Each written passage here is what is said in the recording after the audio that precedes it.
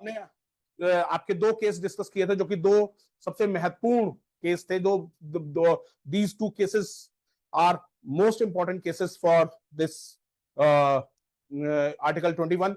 ए Gopalan case जिसमें narrow view था, और Maneka Gandhi versus Union of India जिसमें ब्रॉडर व्यू था। और Maneka Gandhi versus Union of India में क्लास हमारे न्याय व्यवस्था ने, हमारे सुप्रीम कोर्ट ने एक नया कॉन्सेप्ट लाया जो कि अमेरिकन कॉन्सेप्ट था, due process of law.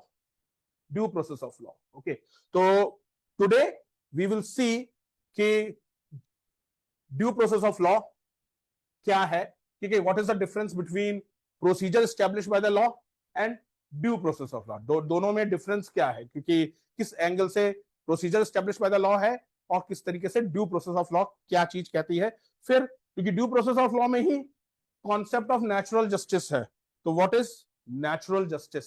Okay, ये आईएएस के मेंस का क्वेश्चन है कि, और जो आईएएस में मेंस के क्वेश्चन होते हैं वो कभी भी पीसीएस में पूछे जा सकते हैं।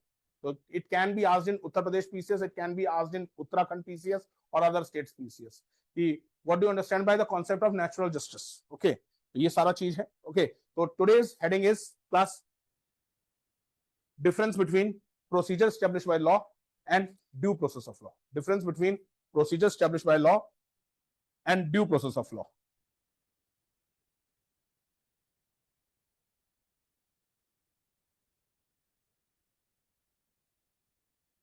देखिए, the Indian Supreme Court in Maneka Gandhi in Maneka Gandhi versus Union of India, Maneka Gandhi versus Union of India gave a landmark judgment, gave a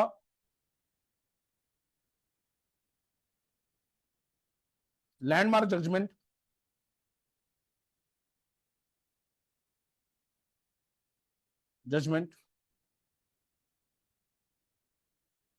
in which they introduced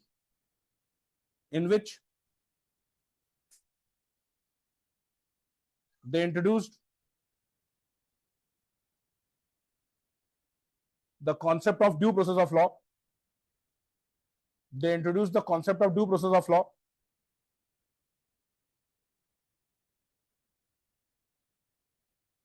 To stop. It is different from the procedure established by the law. It is different from the procedure established by the law. It is different from the procedure established by the law. Full stop. The phrase PHRASE, the phrase procedure established by the law, the phrase procedure established by the law is originated in England. Is originated in England. Is originated in England, and it means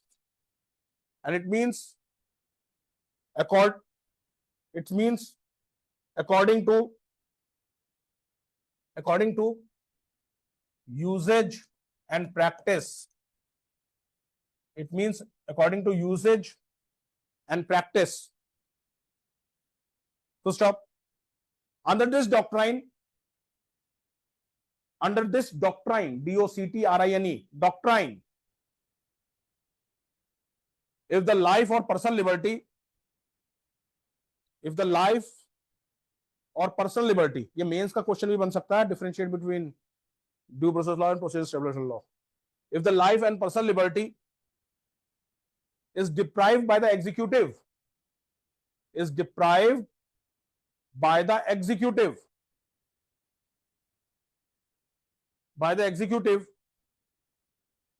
then the court will examine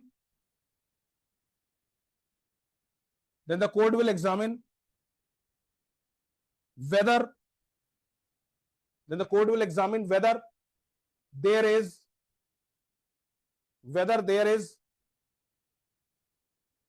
an existing law,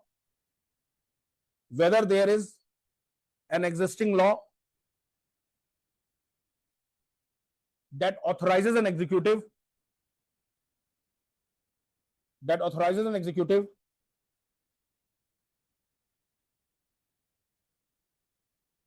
to deprive individual of his life and personal liberty, whether there is an existing law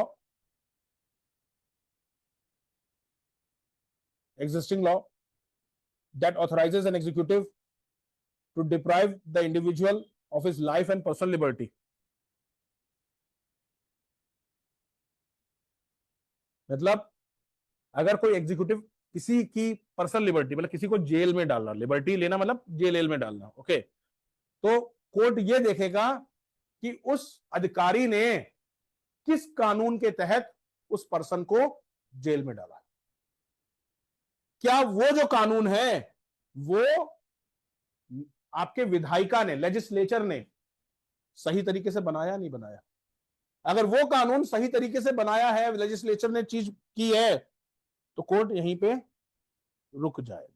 okay, देखिए class, further it will examine that, further वही जो मैं बोला, further it will examine that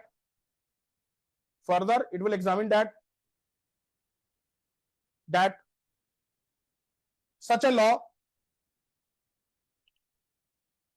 was passed by a competent legislature, such a law was passed by a competent legislation, लिख ली, competent legislation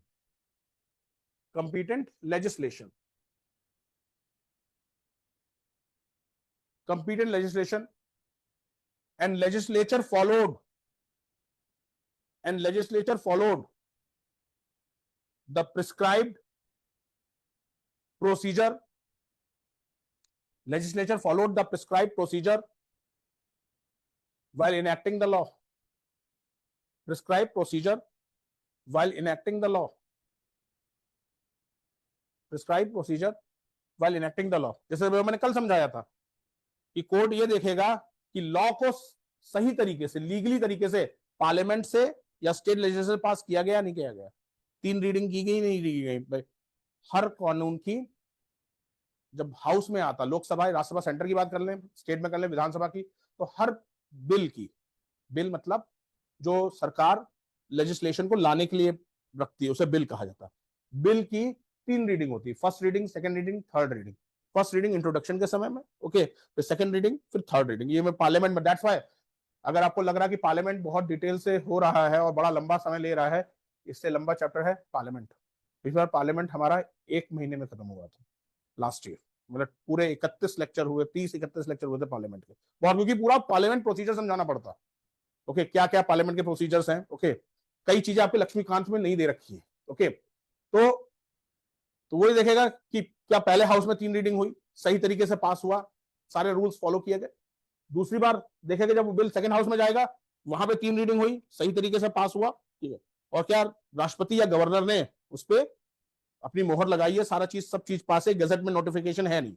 अगर ये सब चीज है तो कोर्ट कहेगा procedure established bye the law में आई एम हेल्पलेस, क्योंकि सारा प्रोसीजर सही तरीके से है, भले ही वो लॉ कितना ही ड्रैकोनियन हो, ड्रैकोनियन समझते हो ना, कितना ही कठोर हो, कितना ही मतलब लोगों के राइट्स को सैबोटेज करता हो, पर वो लॉ कोर्ट कहेगा हम I am helpless, because legislature ने सारा प्रोसीजर फॉलो किया। तो यहां पे जो procedure establish by the law है, वहां पे कोर्ट लॉ को गुडविल ऑफ लेजिस्लेचर पे छोड़ता कि भाई जनता के प्रतिनिधि हैं, जनता के ऊपर क्यों अत्याचार करेंगे। पर वर्ल्ड की हिस्ट्री ये हमें बताती है कई बार जनता के प्रतिनिधि भी जनता के ऊपर अत्याचार करते हैं। तो यहां पे आपको रेस्क्यू करने के लिए कॉन्सेप्ट आ जाता है ड्यू प्रोसेस ऑफ लॉ। अब इमरजेंसी में हुआ था, जब इंटरनल इमरजेंसी लगाई थी, तो जनता के ही प्रतिनिधि थे और जनता के ऊपर ही अत्याचार हुआ था इंटरनल इमरजेंसी में। तो due process of law, due process of law में वो इंटेंशन देखता है। Due process of law checks the law, ये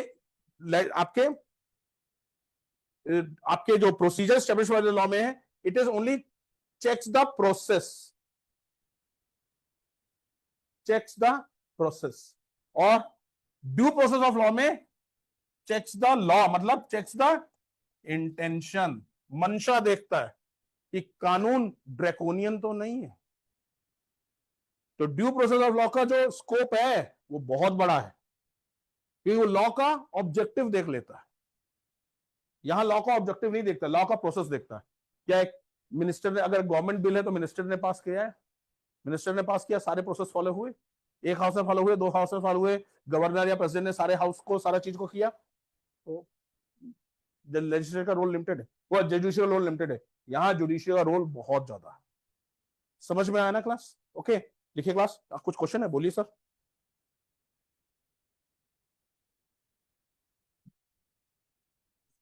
स्ट्रक्चर का, हाँ हाँ, किशन भारती केस कर दो। हाँ बिल्कुल, yes doctor of basic structure से तो सुप्रीम कोर्ट, भारत में यही कहा गया ना कि डॉक्टर ऑफ बेसिक स्ट्रक्चर के बाद भारत की जो जुडिशरी है वो somewhat more like the American judiciary.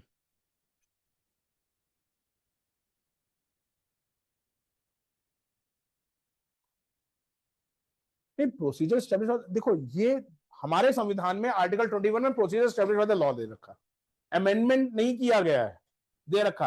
अब ये कोर्ट के ऊपर है, जब कोर्ट के सामने कोई ऐसा केस आता है, ये कोर्ट के ऊपर है कि जो सुप्रीम कोर्ट के जज हैं वो procedure established by the law को फॉलो करते हैं या ड्यू प्रोसेस ऑफ लॉ को फॉलो करते हैं। सुप्रीम कोर्ट के पास ऑप्शन है, अनकहा ऑप्शन है, अनकहा ऑप्शन है, क्योंकि due process of law amendment डाल करके नहीं डाला गया, अभी भी procedure established by the law है। अगर supreme court procedure established by the law के हक में डिसीजन देता है तो कहता है हमने कॉन्स्टिट्यूशन फॉलो किया, और अगर वो ड्यू प्रोसेस ऑफ लॉ के हक में देता है तो कहता है कि जैसा पहला सुप्रीम कोर्ट ने 1978 में किया था हमने उसी चीज को फॉलो किया। तो मतलब सुप्रीम कोर्ट को कहीं ना कहीं, जो सुप्रीम कोर्ट को वो एज है कि वो procedure established by the law भी देख सकता है या ड्यू प्रोसेस ऑफ लॉ भी देख सकता है। Got my point? ओके, ये class.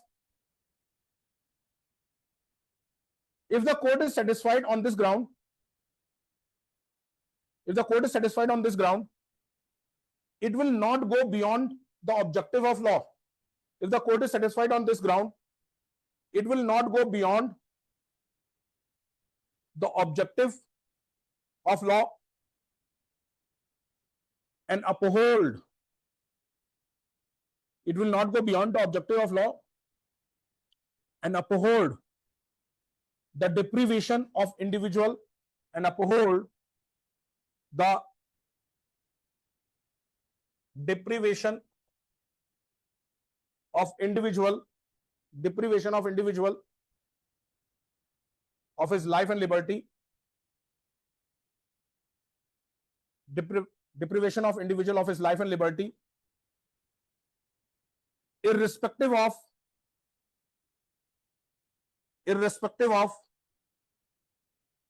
how oppressive the law may be, how oppressive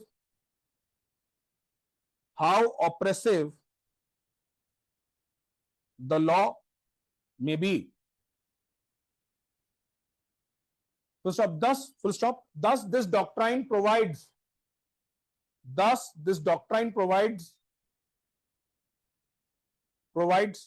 protection for individual. Thus this doctrine provides protection for individual only against, ये स्टेटमेंट वाला क्वेश्चन बन जाएगा, only against arbitrary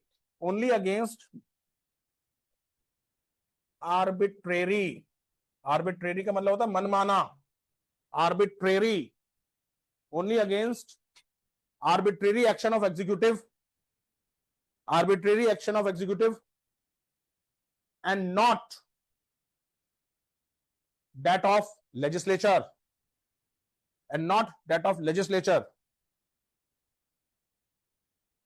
मतलब जनता को लेजिस्लेचर से राहत नहीं मिलेगी, जनता को केवल एग्जीक्यूटिव ऑफिसर जो एग्जीक्यूट करेगा उससे राहत मिल सकती। लेजिस्लेचर चाहे कानून बना के कितना भी कठोर लॉ ले आए। Okay, full stop. This doctrine therefore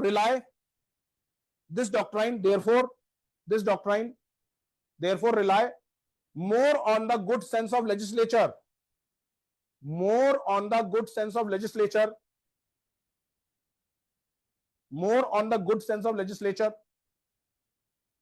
and strength of public opinion in the country,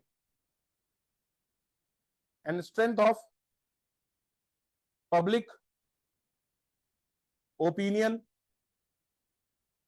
in the country, strength of public opinion in the country, मतलब को ये कहने का मतलब ये है कि अगर लेजिस्लेचर को लगता है कि जनता नाराज हो जाएगी मतलब इसमें, तो वो ऐसे कठोर कानून लेके नहीं आएगा। बट अगर मतलब जैसे इंदिरा गांधी के समय में जब जब उन्होंने इमरजेंसी लगाई थी, तो she enjoyed a very solid majority, almost मतलब 3/4 स्टेट्स में कांग्रेस की गवर्नमेंट, ओके, और सेंटर में भी सॉलिड कांग्रेस की गवर्नमेंट थी। तो फिर उसके बाद जो अमेंडमेंट लेके आए, we all know 42nd amendment is known as mini constitution of India.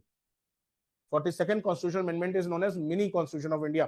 कोई सा ऐसा प्रोविजन नहीं था, पार्ट नहीं था कॉन्स्टिट्यूशन का, कोई सा ऐसा पार्ट नहीं था कॉन्स्टिट्यूशन का जिसे इंदिरा गांधी की गवर्नमेंट ने अमेंड, सारे पार्ट्स में अमेंडमेंट डाला, because she enjoyed the majority.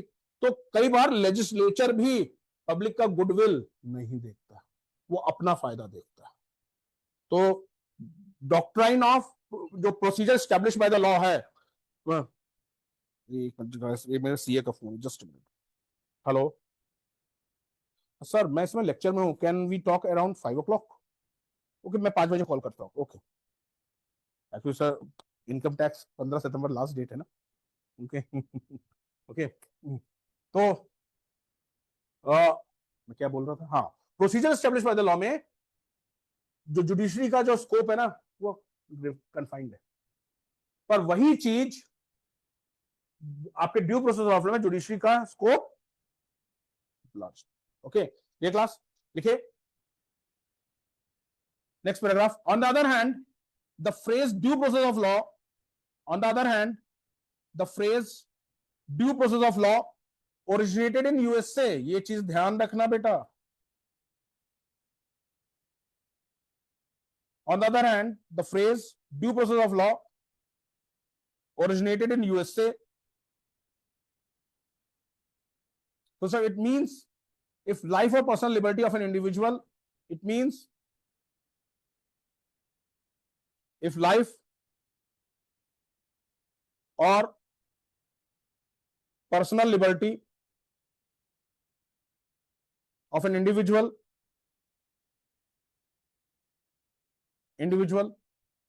is deprived, the court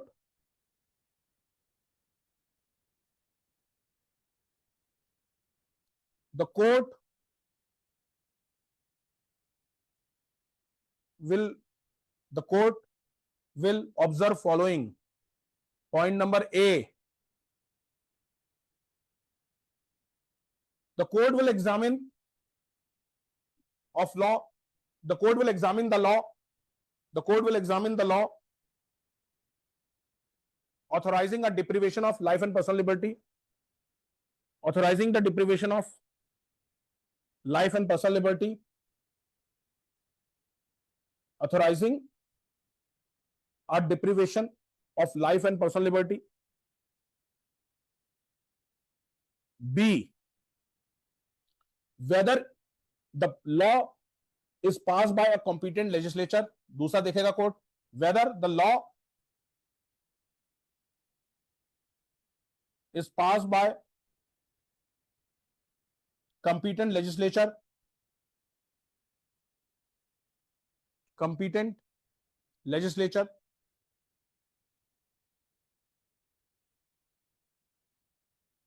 C, whether the prescribed procedure is followed by legislature,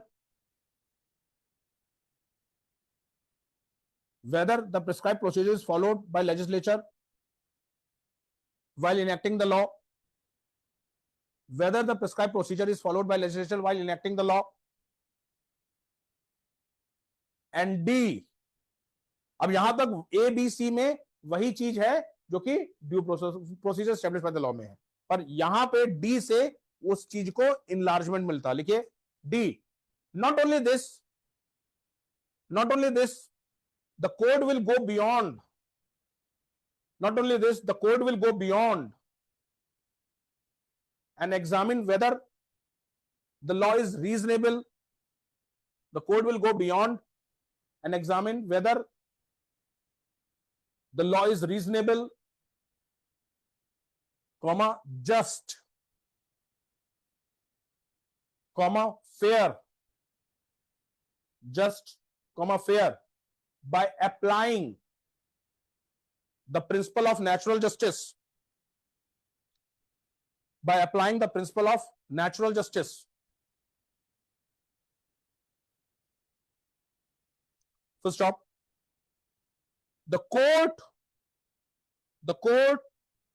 will ensure that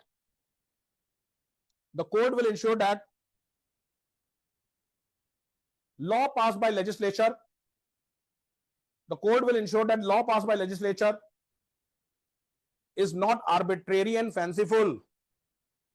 Law passed by legislature is not arbitrary and fanciful.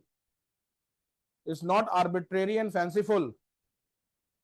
अच्छा, यहां पे मेरे को class जरा एक हाँ, आप लोग हैंड रेस करें, कितने लोग उत्तर प्रदेश पीसीएस के लिए हैं, क्योंकि हम जल्दी ही यूपी पीसीएस का एक नया बैच बना रहे हैं। 1 2 3 और कोई है यूपी पीसीएस का? आप भी यूपी पीसीएस के? 4 ठीक है यूपी पीसीएस के लिए, क्योंकि UP PCS is just like Uttarakhand PCS, जिसमें आपके यूपी पीसीएस की जीके आती है, तो वो एक नया बैच बन रहा है यूपी पीसीएस का। ठीक है, ओके, जल्दी आपको अनाउंस किया जाएगा किस उसमें यूपी पीसीएस का बैच बनेगा। ओके, देखिए class 10 this doctrine gives protection to individuals. Thus this doctrine gives protection to individual,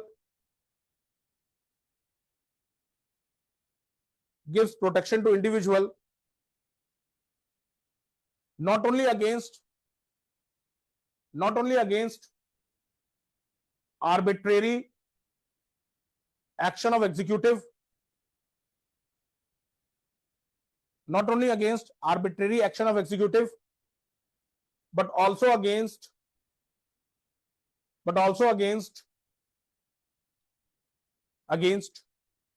the arbitrary action of legislature. तो मेरे ख्याल से यहां समझ में आ गया होगा, arbitrary action of legislature. तो stop. This doctrine therefore confers or gives, gives greater power in the hands of judiciary.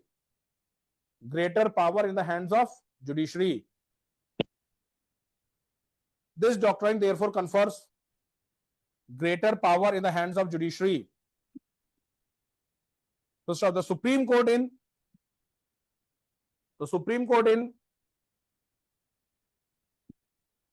Menka Gandhi versus Union of India 1978 case. Menka Gandhi versus Union of India 1978 case.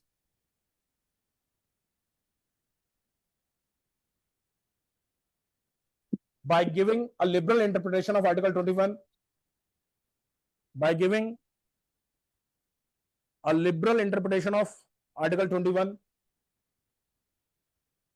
held that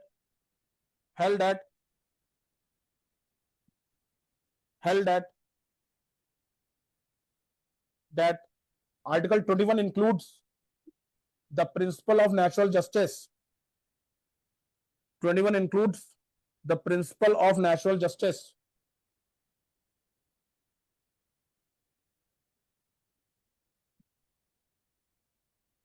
And therefore Article 21 also includes due process of law.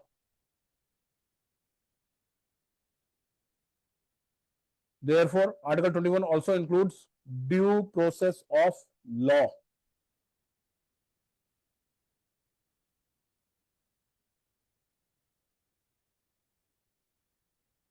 देखिए, Supreme Court in Shilpa Shailesh versus Varun Srinivasan Supreme Court in Shilpa Shailesh Varun Srinivasan 2023 case 2023 case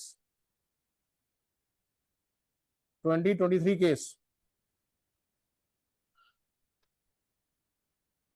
the 5-judge constitutional bench held that the 5-judge constitutional bench held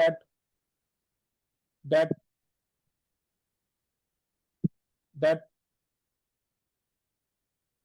the Supreme Court can use its power under Article 142. The Supreme Court can use its power under Article 142. Under Article 142 क्या कहता है 142? जो laws बने नहीं है उसके ऊपर supreme court parliament वो कर सकता है। हाँ, मतलब नहीं, जो लॉ बने नहीं, कहने मतलब है कि सुप्रीम कोर्ट कहता है कि हम इंटरफेयर कर सकते हैं टू इम्पार्ट कंप्लीट जस्टिस। मतलब कोई भी कानून, अगर कोई भी सुप्रीम कोर्ट लग रहा है कि कोई केस चल रहा है और सुप्रीम कोर्ट लग रहा है कि उसमें इनजस्टिस हो रही है, तो 142 के तहत सुप्रीम कोर्ट कहेगा कि लाइए मैं सुना, तो मैं इस चीज में इंटरफेयर करता हूं। तो 142 सुप्रीम कोर्ट को पावर देता है कि अगर सुप्रीम कोर्ट को लगता है कि कहीं भी जो केस चल रहा है जिसमें इन सुप्रीम कोर्ट को लगता है कि वो वाली जुडिशरी, हाई कोर्ट या अदर सबऑर्डिनेट जुडिशरी सही तरीके से जस्टिस इंपार्ट नहीं कर पा रही है, तो सुप्रीम कोर्ट उस चीज को खुद पे बेयर करता है। ओके, और वहां पे वो जस्टिस इंपार्ट करता है। ओके, देखिए। Excuse me sir. Yes sir, बोलिए सर। सर रिसेंटली वो जो बिहार में एसआईआर हो रहा है उसमें सुप्रीम कोर्ट ने आधार कार्ड को ऐड करने के लिए बोला था ना। हाँ, आधार कार्ड को भी एज ए 11th ओपिनियन दिया था, डिसीजन नहीं दिया बेटा, ओपिनियन दिया। There is a difference between decision and opinion. वो का भाई एक्चुअली समझो ना class, Supreme Court is a constitutional body and same as the election commission is a constitutional body. उसने ये कहा है कि इलेक्शन कमीशन कंसीडर करे, उसने ये नहीं कहा कि इलेक्शन कमीशन कंसीडर करेगा। तो there is a difference between opinion and decision. और वी ऑल नो क्लास कि आप एक बार बताया था ना, बराक ओबामा का भी आधार कार्ड बना हुआ है, एक डॉग का भी आधार कार्ड बना है, गूगल में सर्च कर लेना है, थानोस का भी बना है। ओके, तो हमारे यहाँ आधार कार्ड तो ऐसे बन जाते, बराक ओबामा का आधार कार्ड बना तो दैट्स व्हाट सुप्रीम कोर्ट ने खुद कहा है ना कि आधार कार्ड नेशनैलिटी का वो नहीं है कोई। तो इसीलिए election commission is reluctant to use Aadhaar card. अब तो कल का ही डिसीजन, कल का ही इलेक्शन कमीशन का है कि अब एसआईआर ऑल ओवर इंडिया में एक बार होगा, फिर से बवाला खड़ा होगा। ओके, एसआईआर के ऊपर। ओके, तो बेटा वो जो सुप्रीम कोर्ट ने है, सुप्रीम कोर्ट का ओपिनियन है, सुप्रीम कोर्ट का डिसीजन नहीं है। तो ओपिनियन मतलब इलेक्शन कमीशन को मानना चाहिए, ना कि इलेक्शन कमीशन मानेगा। समझिए ना, supreme Court is a constitutional body, election commission is a constitutional body, उसके काम अलग है। तो सुप्रीम कोर्ट ने पहले जब कहा था, जब अपोजिशन पार्टी सब इकट्ठा करके कहेगी कि सर को कि एसआईआर को बना करो, एसआईआर को बना करो, सुप्रीम कोर्ट ने क्या कहा था डिसीजन में कि सर ये इलेक्शन प्रोसेस है, इसमें हम इंटरवीन नहीं कर सकते हैं, ये तो रेगुलर इलेक्शन प्रोसेस है। तो फिर बस उन्होंने कहा कि आप कंसीडर कर लीजिए कि कई लोगों का है, कई लोगों का आधार कार्ड ही है, तो वो ओपिनियन था बेटा, डिसीजन नहीं दिया। ओके, इसीलिए इलेक्शन कमीशन तब तक नहीं इसे फाइनलाइज करेगा जब तक डिसीजन नहीं आता। ओके, तो वो फिर अब जो लोग लगाए हैं पिटीशन, फिर से पिटीशन लगाएंगे कि आप प्लीज इलेक्शन कमीशन को डायरेक्टिव दे दीजिए। तो वो जब तक वो डिसीजन नहीं आएगा ना, तब तक नहीं आएगा। ओके, ये क्लास एक्चुअली क्लास आज थोड़ा सा मैं एमडीडी की वजह से थोड़ा लेट हो गया, दैट्स व्हाई आपकी क्लास आज लेट से शुरू हुई। आई वाज बिट, मैं इधर आया फिर उधर एमडीडी गया, तो थोड़ा सा लेट सा हो गया, इसलिए अभी आपके चतुर्वेदी सर आ जाएंगे इकोनॉमी के लिए। ओके, इकोनॉमी की पढ़ाई सही चल रही है? मुझे लगा, मैंने काफी लगाया कि कुछ लोगों ने, जब से मैंने इकोनॉमी छोड़ी है, कुछ लोगों ने इकोनॉमी में क्लास में आना छोड़ दिया है, तो मैं ये समझूंगा कि आप इकोनॉमी पढ़ रहे हैं अपने हिसाब से। ओके ओके, अगली बार मैं कुछ चेंज करूंगा, अगली बार मतलब अगले साल, अब 2026 में चेंज करूंगा मैं। अब जैसे मंडे ट्यूसडे वेडनेसडे मेरे 2 लेक्चर होते हैं ना, मैं थर्सडे फ्राइडे सैटरडे भी 2 लेक्चर लूंगा। थोड़ा अपने ऊपर भले ही एक लोड आ जाएगा, मैं 2 लेक्चर लूंगा, मतलब बैक टू बैक 2 लेक्चर्स होंगे। उससे क्या है, चीजों को स्ट्रीमलाइन और मिलेंगे। Okay, but that would be in 2026 only, क्योंकि अब मैं बीच में किसी टीचर को हटा करके मैं नहीं अपने आप को री इंट्रोड्यूस नहीं करना चाहता। Let him finish the subject. अगली बार मैं थर्सडे फ्राइडे सैटरडे भी मेरी बैक टू बैक 2 लेक्चर्स होंगे, क्योंकि सुबह नहीं होते तो शाम को 2 लेक्चर होंगे। ओके, तो you will get the 2 lectures. अगली बार मैं कोशिश करूंगा इकोनॉमी में ही पूरी फिनिश करो। ओके ओके, और क्योंकि अभी मेरे को साइंस एंड टेक भी लेनी है, और कल आपका मिडिवल इंडिया है, और कल मैं मोहम्मद गौरी का अटैक और दिल्ली सल्तनत के के स्पेशल पॉइंट्स, प्रीलिम्स, कल का लेक्चर टोटल प्रीलिम्स है। ओके, प्रीलिम्स पहली स्टेज कंप्लीट। कल मैं मोहम्मद गौरी और दिल्ली सल्तनत के कुछ स्पेशल पॉइंट्स जो आपको याद रखने पड़ेंगे, वो सारा चीज लेकर के आएंगे। ठीक है, कल परसों में शायद आई थिंक सैटरडे को मैं दिल्ली सल्तनत फॉर्मली शुरू कर दूंगा। ओके, उससे कुतुबुद्दीन ऐबक से। Class, Supreme Court use its inherent power of Article 142. Supreme Court use its inherent power of Article 142 to grant a divorce. To grant a divorce.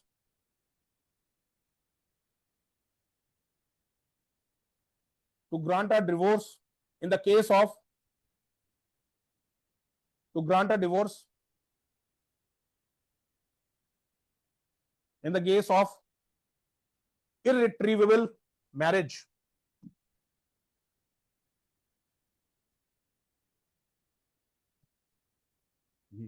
Yes sir, 142 use कर लिया। सिर्फ डिवोर्स केस, यही तो मैं बता रहा हूं, सिर्फ डिवोर्स केस के लिए 142 यूज कर लिया सुप्रीम कोर्ट ने, और 5 जज की बेंच, कॉन्स्टिट्यूशनल बेंच बैठ दी। इसीलिए मैंने आपको ये केस लिखा है कि एक divorce case is a very पेटी केस। ओके, बहुत छोटा सा केस है, उसके लिए 5 जज की कॉन्स्टिट्यूशनल बेंच। नए स्टूडेंट्स ध्यान रखना, सुप्रीम कोर्ट में जब 5 या 5 से ज्यादा जज की बेंच बैठती है, नए स्टूडेंट्स, 5 या 5 से ज्यादा जज की बेंच बैठती है, उसे संवैधानिक पीठ, कॉन्स्टिट्यूशनल बेंच कहते हैं, और वो बहुत इंपॉर्टेंट मैटर पर बैठती है। अब सोचिए, डिवोर्स का केस था। ओके, इरिट्रेबल लिखे, इरिट्रेबल का होता है मतलब जो कि सही से नहीं आ सके, रास्ते पे पटरी पे फिर से ना आ सके, मतलब जो जैसे डिसॉल्व ही करना है। Okay, irretrievable, irretrievable breakdown of marriage. In this, Supreme Court adopted the principle of natural justice. In this, Supreme Court adopted the principle of natural justice. Similarly, Supreme Court in 2024, Supreme Court in 2024 for in the arrest of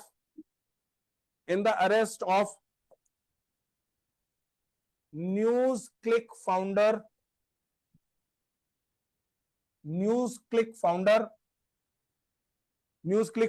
Prabir Purkayast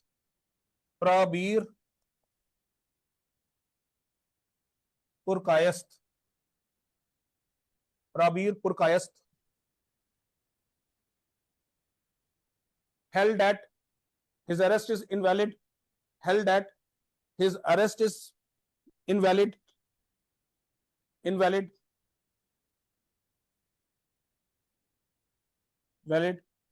and highlights the importance of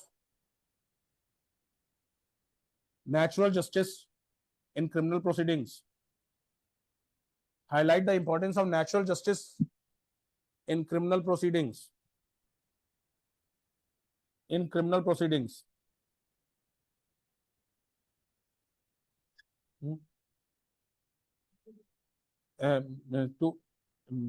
मैंने क्या line, to हाँ, arrest is to held the arrest, his arrest is invalid and highlights the importance of natural justice in criminal proceedings.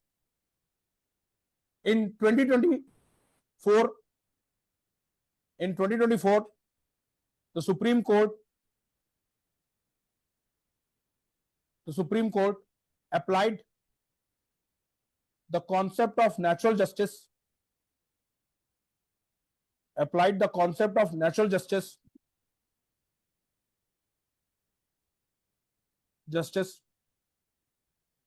in the redirection in the matter of demolition of structures. Redirection in the matters of demolition of structures. Demolition of structures in Prayagraj. Demolition of structures in Prayagraj. मतलब वही है ना कि कई बार जो हाँ bulldozer justice जा गया था तो सुप्रीम कोर्ट हाँ एक्स्ट्रा कि ये आप बुलडोजर जस्टिस कैसे कर सकते हैं, तो सुप्रीम कोर्ट ने कहा कि अगर किसी का भी घर को आप बुलडोज करने वाले हैं अथॉरिटी, तो उससे पहले उसको एक पर्टिकुलर टाइम फ्रेम का नोटिस दिया जाना चाहिए। मेन चीज उससे जो बुलडोजर जस्टिस हो रही है उसमें टाइम फ्रेम का नोटिस नहीं दिया जा रहा एकदम से, हाँ हाँ तुरंत नेक्स्ट डे। अब एक दिन में या 2 दिन में कौन अपना घर शिफ्ट कर सकता है? ओके, तो सुप्रीम कोर्ट ने इसको कहा कि किसी का शेल्टर को गिराना without giving him proper notice is against article 21 and natural justice. हाँ इंटीमेशन। ओके ओके लिखे class. In Prayagraj demolition cases, in Prayagraj demolition cases, reaffirming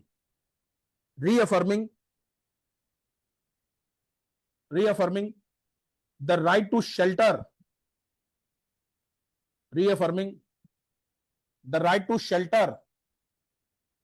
under Article 21,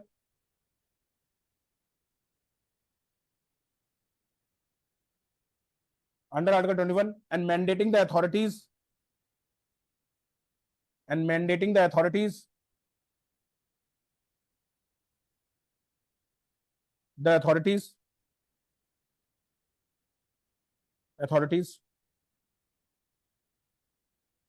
must provide fair notice and chance to respond, must provide fair notice and chance to respond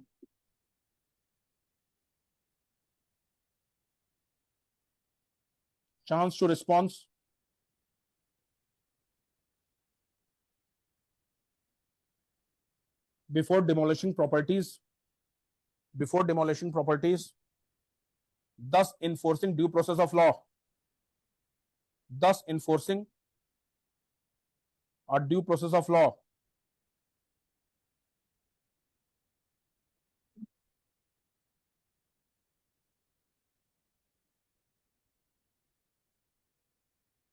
तो stop. अभी 2-3 दिन पहले एक article 19 clause 2 का decision आया है।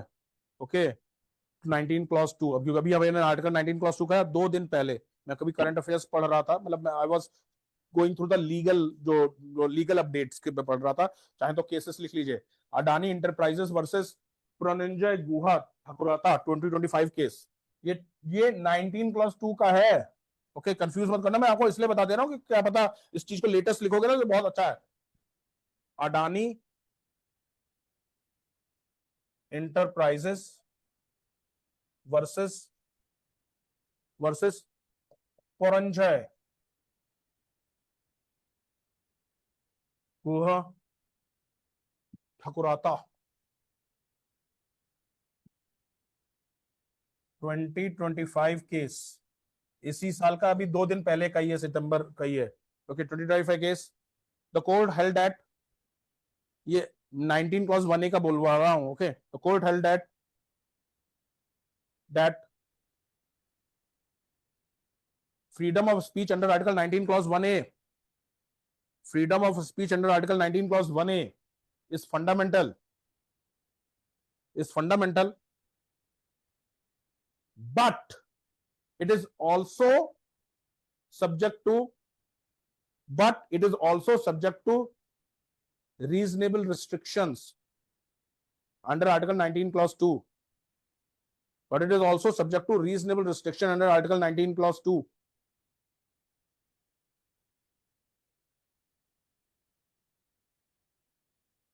Clause 2. इस case में डिसीजन अडानी के पक्ष में गया है। ओके, ये जो प्रणंजय गुहा ठकुराता थे, ये रिपोर्टर रहे हैं, इन्होंने अडानी के इंटरप्राइज के लिए ये वो इधर उधर की खबरें निकाल दी। अडानी ग्रुप ने एक वकील हायर कर दिया और कहा कि केस लगा दो। तो कहा कि आप किसी के बारे में झूठी खबर या डिफेमेटरी चीज नहीं कर सकते। और इस केस को मतलब अडानी के फेवर में दिया गया है। इस केस को ये कहा गया कि आप मतलब अगर आपके पास कोई सॉलिड एविडेंस है तो उस चीज को रखिए। सिर्फ आजकल मीडिया में क्या चल रहा है, कहीं कनाई सही सुनी सुनाई बातों पे चीजें चल रही हैं मैक्सिमम, ज्यादातर, क्योंकि इतना ज्यादा सोशल मीडिया कॉमन हो चुका है कि मतलब कई बार खबर हम ये नहीं समझ पाते हैं ये खबर सही है या ये खबर गलत है। तो ये अभी लेटेस्ट केस है 19 क्लॉज 1 का, अभी 3-4 दिन पहले का ही केस है। ओके, देखिए class, next line. Excuse me sir. Yes sir, बोलिए सर। सर एक और डाउट था। हाँ सर बोलिए जैसे न्यूज में अभी कुछ टाइम पहले कि गवर्नर जो है वो बिल को मतलब काफी टाइम तक होल्ड नहीं कर सकते। अब इस चीज पे तो डिसीजन कहाँ फाइनल आया, अभी इस चीज को मतलब चीजें चल रही हैं बेटा। हाँ हाँ, तो अभी तो चीजों का फाइनल आएगा वर्डिक्ट कि गवर्नर को अभी कल उम्मीद करता हूं जब तक हम ये चैप्टर खत्म करेंगे गवर्नर, तब तक फाइनल डिसीजन आ जाएगा फाइनल चीज का, क्योंकि इसको गवर्नमेंट भी चैलेंज कर रही है ना, क्योंकि हमारे कॉन्स्टिट्यूशन में कहीं भी मेंशन नहीं किया है कि गवर्नर या प्रेसिडेंट के पास कोई टाइम फ्रेम नहीं है। तो सर आर्टिकल 142 यूज कर सकती है यहाँ पे सुप्रीम कोर्ट और डायरेक्टली 142, अब ये चीज देखो यूज, अब ये डिपेंड करता है, अगर यूज करेगी तो इसमें 142 ही यूज करके किया है। पर अब यहाँ पे सरकार के जो वकील हैं, जो अटॉर्नी जनरल है, वो ये कह रहे हैं कि ये चीज कॉन्स्टिट्यूशन में मेंशन है। ओके, जब कॉन्स्टिट्यूशन में मेंशन नहीं है तो आप 142 के तहत अगर आप पावर ये दे रहे हैं तो आप 142 के तहत कॉन्स्टिट्यूशनल अमेंडमेंट कर रहे हैं इनडायरेक्टली। तो अब फाइनल वर्डिक्ट जब आएगा तो मालूम चलेगा कि चीजें क्या है, अभी तो ये चीजें प्रोसेस में है। ओके, तो it is again an example of tussle between executive and judiciary. Judiciary कह रहे हैं कि कुछ हद तक सही भी है कि कई बार प्रेसिडेंट और गवर्नर इनडेफिनिट पीरियड पे अपने सामने बिल रख सकते हैं, पर हमारे कॉन्स्टिट्यूशन मेकर्स ने ऐसा कोई टाइम फ्रेम, क्योंकि अगर ये चीज हटा दी तो फिर ध्यान रखना पॉकेट वीटो हट जाएगा। अब तक हम कहते हैं ना कि the pocket of Indian president is larger than the pocket of American president, क्योंकि अमेरिकन प्रेसिडेंट को सिर्फ 10 दिन दिए जाते हैं बिल पे अपना ओपिनियन देने के लिए। 10 दिन के अंदर आपको करना है या तो हाँ या ना, पर हमारे यहाँ प्रेसिडेंट के पास कोई टाइम फ्रेम नहीं। ये प्रेसिडेंट में पढ़ेंगे, हमारे यहाँ प्रेसिडेंट के पास एक पॉकेट वीटो है जो कहीं मेंशन नहीं है पर इनडायरेक्टली मेंशन है, क्योंकि हमारे यहाँ प्रेसिडेंट के पास कोई टाइम फ्रेम नहीं है किसी की बिल को अप्रूव करने का। अब उसी चीज पे 142 के तहत ये चीज खींची गई है कि क्या गवर्नर और जो प्रेसिडेंट है ये टाइम फ्रेम में डिसीजन देने के लिए या एक्शन देने के लिए वो है या नहीं है। तो इस चीज पर टसल चल रही है। तो लेट्स सी कि चीजें क्या रहती है इतनी आसानी से, क्योंकि जो सपोज जो बेंच बैठती है वो डिसीजन देती है, तो उस बेंच को एक तरीके से डिसीजन को फिर से अपील की जाती है। ओके, ये सब हम सुप्रीम कोर्ट में समझेंगे कैसे अपील की जाती है, तो उसे फिर से अपील की जाती है। जब तक फाइनल डिसीजन नहीं आएगा तो उस पर हम लाइव क्लास में क्या मैं अपना ओपिनियन दूं। ओके, तो it is in the process class, और जब प्रोसेस में है तो आपसे क्वेश्चन बनेगा नहीं मेंस का, क्योंकि ये प्रोसेस में है ना। Okay, just hello hello, yes, हाँ जी बोलिए। आपका नाम क्या है?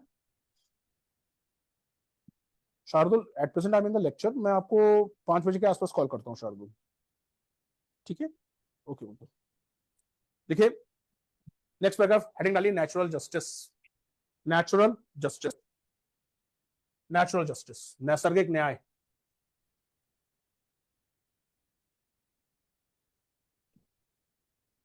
अच्छा हाँ, चलो आंसर दो।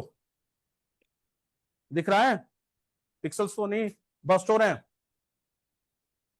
आंसर दो। ओके, मैं इसको फ्लैप को नीचे कर दे रहा हूं।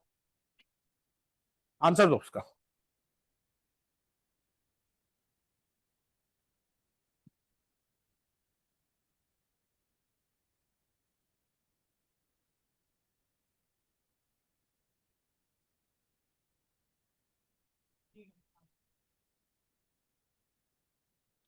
Which of the following is or are correct definition of procedure established by law and due process of law?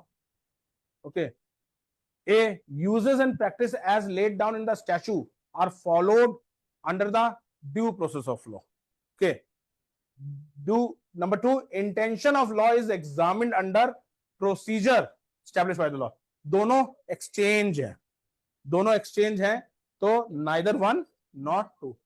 Okay जो लोग अभी न्यू स्टूडेंट्स हैं क्लास यूपीएससी में, इसी लेवल के ऐसे ही क्वेश्चंस आते हैं, और इन क्वेश्चंस को टफ नहीं कहते हैं अगर आपके कॉन्सेप्ट्स क्लियर हैं तो चीजें। और इसीलिए इन कॉन्सेप्ट को सॉलिड करने के लिए मैंने आपको इतना बड़ा डिक्टेशन दिया चीजों को समझ में आने का। ओके क्लियर है क्लास? ओके हेडिंग डाली क्लास,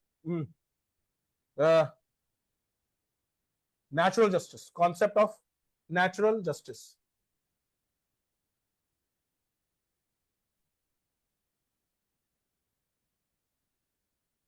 नेचुरल जस्टिस, तो सुप्रीम कोर्ट ने नेचुरल जस्टिस आर्टिकल 21 में कहा कि नेचुरल जस्टिस के जो एलिमेंट्स हैं वो आर्टिकल 21 में है। तो नेचुरल जस्टिस के इन जनरल 3 एलिमेंट होते हैं, वैसे तो कई कोर्ट्स ने, इंटरनेशनल कोर्ट्स ने और भी एलिमेंट्स जोड़े हैं, पर इन जनरल 3 एलिमेंट्स वर्ल्ड के सारी कोर्ट मानते हैं। पहला एलिमेंट है nobody can be punished unheard, मतलब जिसको भी अगर पनिश करना है तो एक बार उससे उसका जो नजरिया या उससे मतलब उसका ओपिनियन, मतलब उसने तुमने क्यों किया, कैसे किया, ओके क्या कंपल्शन में किया, किस सिचुएशन में किया, वो भी जाना जरूरी है। इसका सबसे best example Kasab. Okay Ajmal Kasab Pakistani terrorist Bharat में आया और पॉइंट ब्लैंक से आपके शिवाजी टर्मिनस और लियोपोल्ड कैफे और कई जगह उसने निर्दोष लोगों को मारा, निहत्थे और निर्दोष लोगों को मारा। तो कायदे से ऐसा नहीं है कि बस उसे पकड़ा और तुरंत फांसी पर चढ़ा दिया, नेचुरल जस्टिस उसके ऊपर भी लगा कि कसाब के ऊपर मुकदमा चला और कसाब से उसका पक्ष जानने की कोशिश की, किस कंडीशन में क्या सोच करके तुमने इंडिया के खिलाफ वॉर वेज की, उसके खिलाफ इंडिया के खिलाफ वॉर वेज करना ही की तो धाराएं लगी थी। ओके इंडिया के खिलाफ वॉर वेज की, तो मतलब no person can be punished unheard. मतलब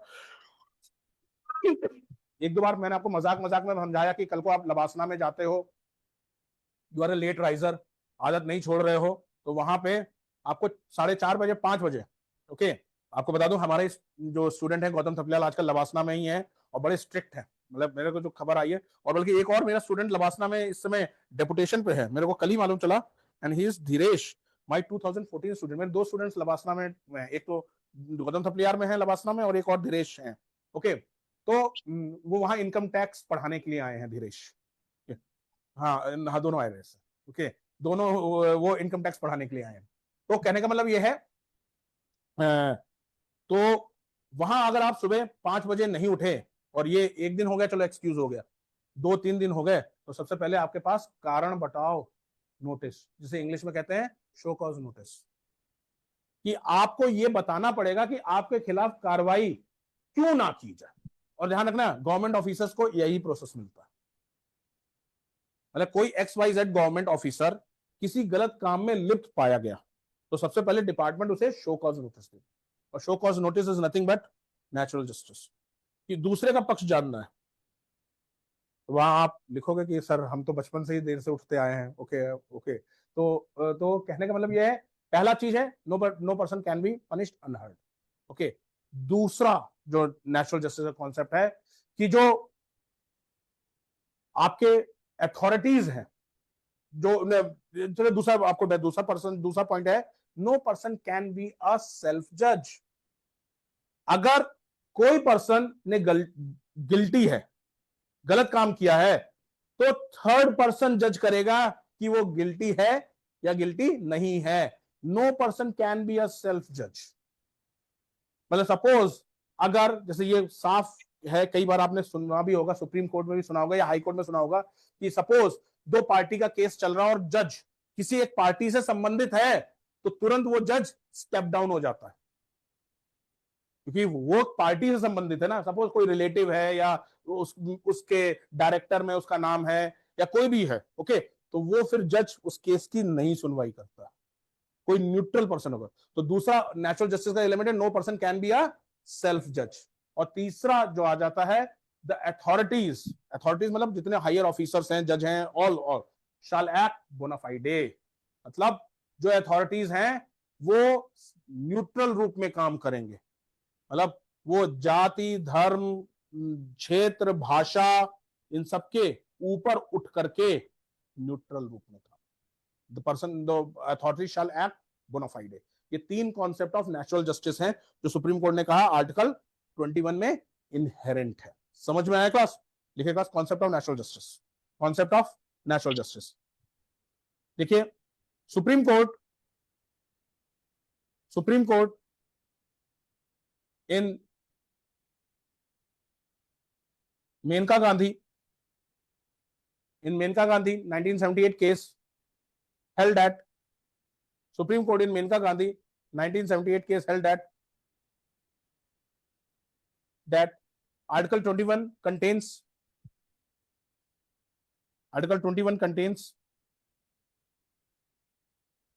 the principle of natural justice,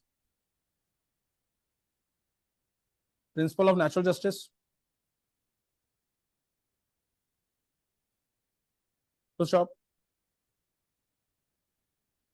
As per Supreme Court, principle of natural justice are the basic principles on which the Constitution has been founded. Are the basic principles on which the Constitution has been founded.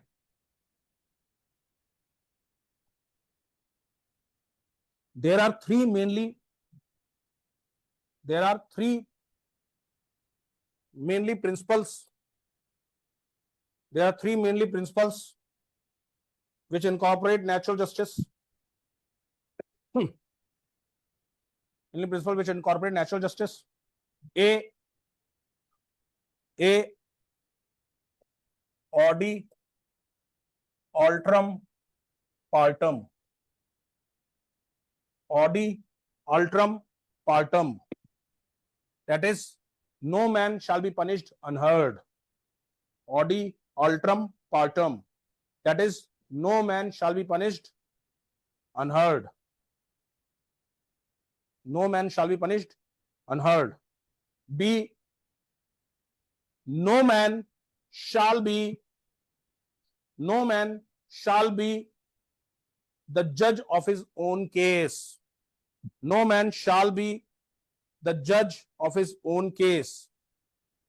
और यही reason है कि district magistrate से judicial powers ले करके district जज में डाल दी गई है। आजादी से पहले डीएम को माई बाप कहा जाता था। माई बाप क्यों कहा जाता था?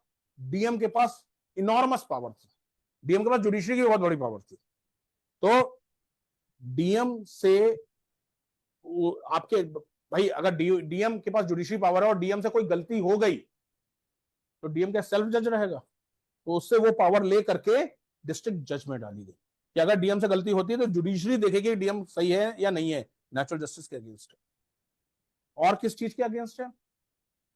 कौन सा directive principle? Separation of judiciary from executive. Okay लिखे, ओके लिखेगा, no person shall be a self जज of his own case. Next, third, an authority shall act bona fide. An authority shall act bona fide. An authority shall act bona fide. बोना फाइडे लिख लेंगे ना, बोना फाइडे, that is in good faith without any bias. That is in good faith without any bias. याद करिए, अभी 3-4 दिन पहले, मतलब एक हफ्ता पहले, महाराष्ट्र की एक आईपीएस, लेडी आईपीएस काफी न्यूज में थी, जब वो डिप्टी चीफ मिनिस्टर महाराष्ट्र के साथ, उन्होंने कहा था कि सर मैं कैसे जानूं कि आप डिप्टी सीएम बोल रहे हैं. ओके, मतलब एक, और वो भी नवनियुक्त आईपीएस अधिकारी. ओके, नवनियुक्त आईपीएस अधिकारी. ओके, तो authority shall act bona फाइडे. Authority, कल को आप में भी जो लोग बनोगे ना, तो आपको ध्यान रखना, आपको संविधान को अपहोल्ड करना है, किसी पार्टी, किसी दल विशेष नहीं. You have to uphold the constitution. इसीलिए आईएएस और आईपीएस या जो ऑफिसर्स होते हैं ना, उनको स्पेशल पावर्स होती हैं. अजीत पवार, हाँ, ओके. तो उसका, उनका तो वो वीडियो तो बहुत वायरल हो गया था. ओके, बल्कि नेक्स्ट डे उनकी सफाई भी आई थी. ओके, देखिए, these principles seems to eliminate arbitrariness. These principles, next paragraph बेटा, bias, BIAS, bias, कहीं छूट गया बेटा?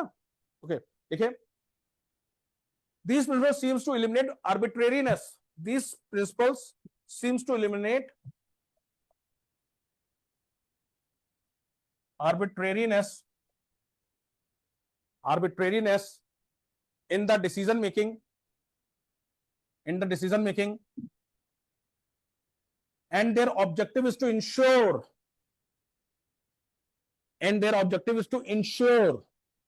the decision that are taken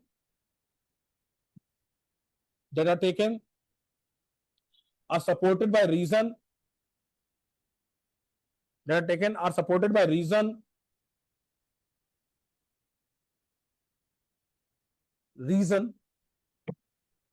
and the decision which are taken should be just,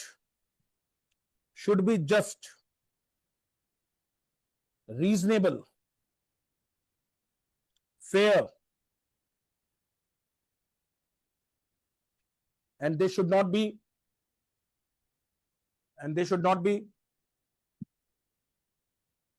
arbitrary, whimsical, and fanciful. They should not be arbitrary, whimsical, and fanciful. So, stop. According to Supreme Court,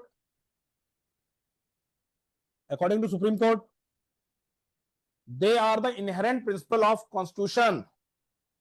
They are the inherent principle of Constitution. Principle of Constitution. They are the inherent principle of Constitution. Full stop. They are universal principles. They are universal principles and are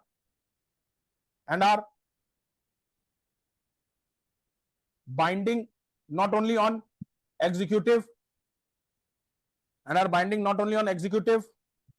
legislature, but also on judiciary. Not only binding on executive, legislature, but also on judiciary, individual, and even on private authorities. Even on private authorities.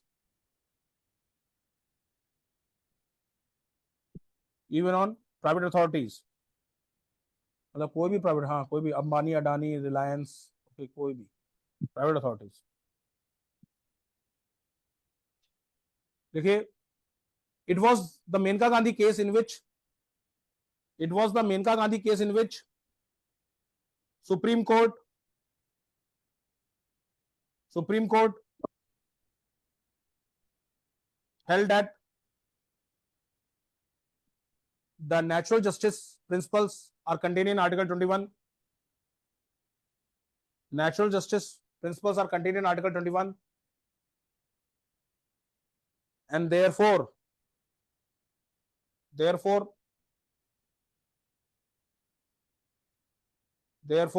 doctrine of due process of law is there in Article 21. Therefore, the doctrine of due process of law is there in Article 21.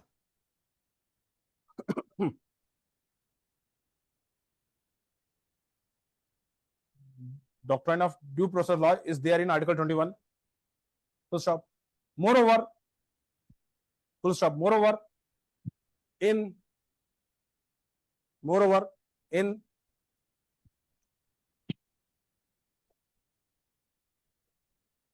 central inland transport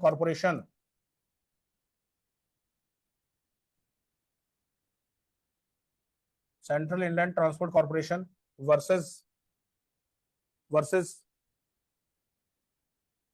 Union of India 1986 case,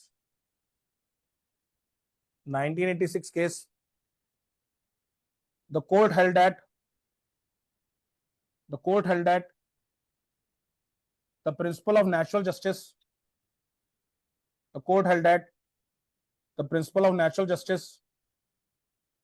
are found in Article 14 as well. Are found in Article 14 as well.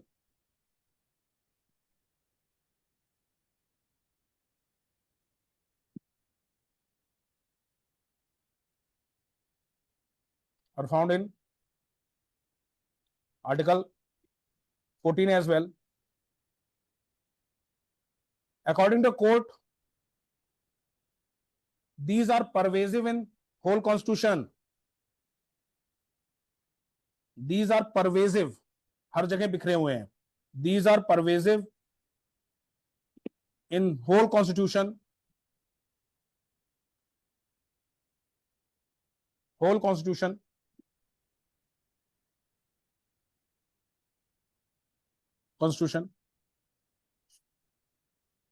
Supreme Court in State Bank of India versus Rajesh Agrawal. Supreme Court in State Bank of India versus Rajesh Agrawal 2023 case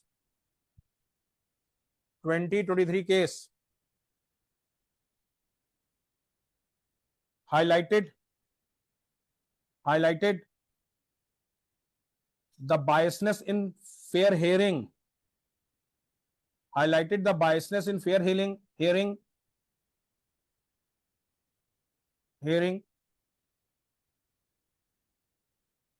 And said that highlighted the biasness in fair hearing and said that it violates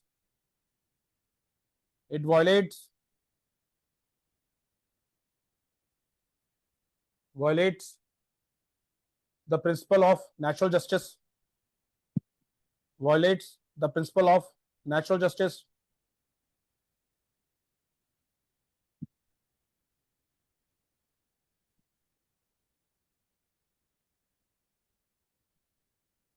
लिखिए,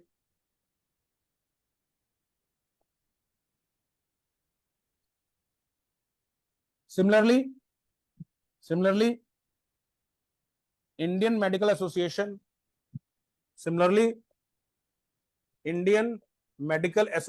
मैं IMA लिख रहा हूं, Indian military academy मत समझ लीजिएगा. Okay, पूरा लिखिएगा. Indian medical association versus Patanjali Ayurveda.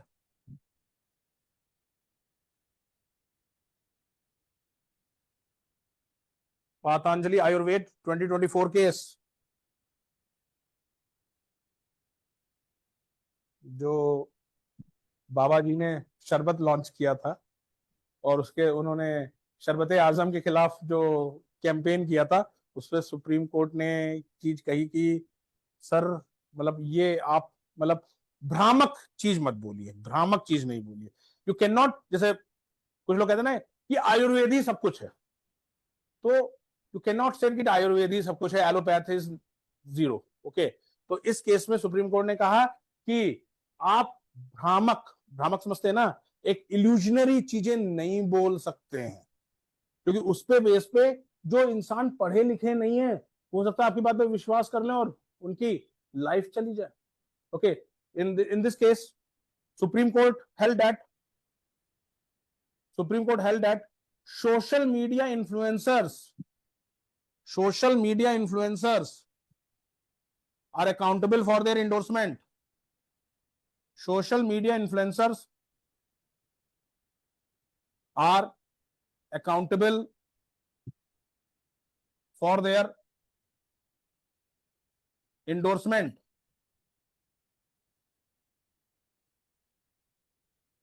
Accountable for their endorsement.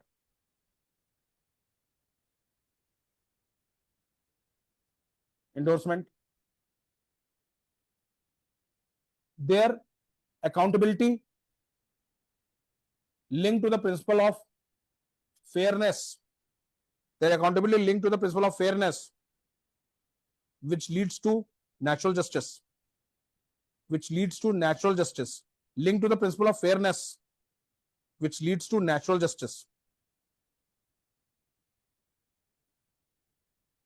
जैसे अभी आपने देखा होगा ना, कई एक रील है कि जितना जो केसर वाला विज्ञापन आता है ना, क्या वो लोग खाते हैं केसर वाला? वो जो कौन सा ऐड आता है विमल का, विमल केसर, जिसमें सारे एक्टर्स केसर वाला खाते हैं, क्या वो सही में? अब ये चीज इंडोर्समेंट ही तो गलत है ना। ओके, तो सुप्रीम कोर्ट ने इस चीज को कहा कि आप जो कर रहे हैं you should be proper accountable. Okay, last line लिख लीजिए class. Thus, principle of natural justice are so fundamental in the administration. Thus, principle of natural justice are so fundamental in administration of the country.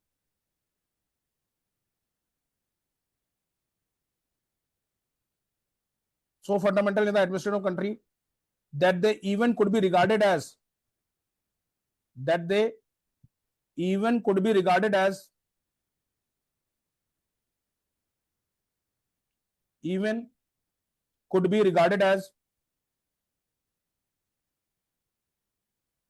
as basic structure of Indian Constitution.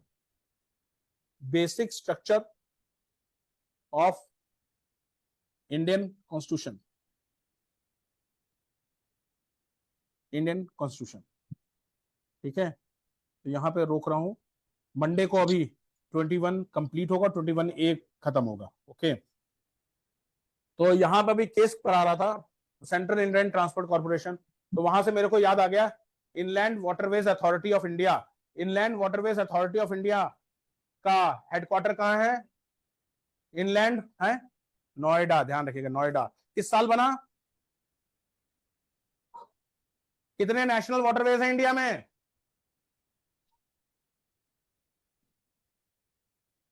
6। Yes 6 हैं, 6 हैं। Longest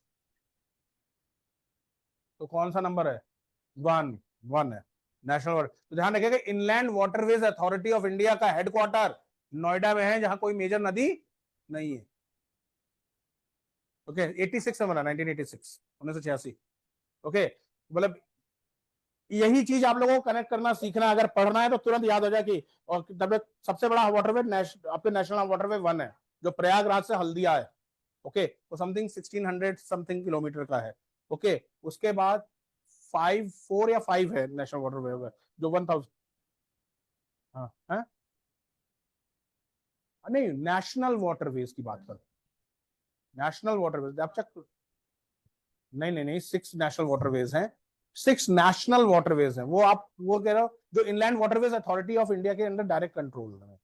okay, so class कल ध्यान रखिएगा medieval India की class है, medieval India की class है जिसमें मैं आपके गोरी इन्वेजन करूंगा। ओके, आप पहले खत्म कराऊंगा आपके जो कौन सा टॉपिक चल रहा था इससे पहले मिडिल इंडिया में? The rise of Islam. Okay, first we will complete the rise of Islam and then we start with the invasion of Muhammad Ghori in India. ठीक है class? So I think Siddhant sir is there in the class. Within 5 minutes you will have the Indian economy class. Okay, clear है class? Thank you, thanks a lot. और revision कर लीजिएगा sir. Okay, thank you.